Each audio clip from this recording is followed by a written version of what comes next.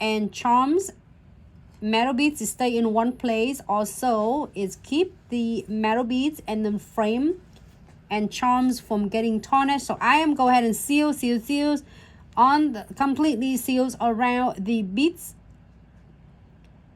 and on the frame, and only seals around crystal. I'm not going to seals on the top of this crystal right here. If you see that this crystal, we're not going to seals on the top. We're just on around to make sure that is all the gap on between the crystal and the nail surface is going to be completely sealed, or else it's going to catching on the client's hair and their clothes and their fabric. So we don't want that going to happen.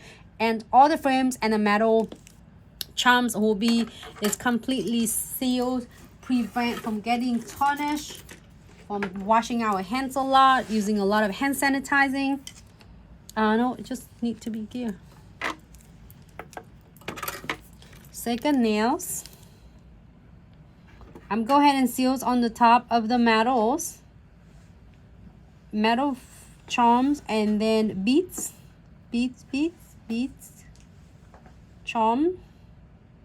But you can see that I just walk around and then make sure that I go around with the crystal right here, scratchy. I'm going to squeeze a little bit.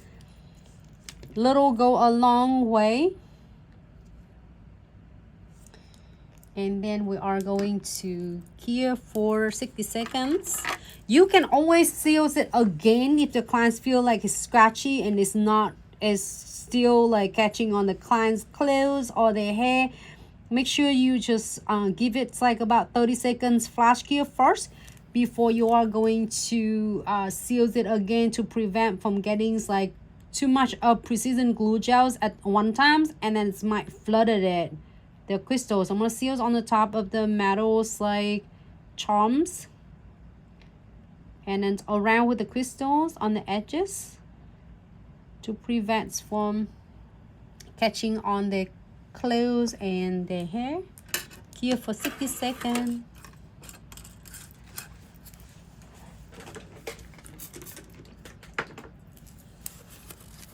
Oh, that's beautiful.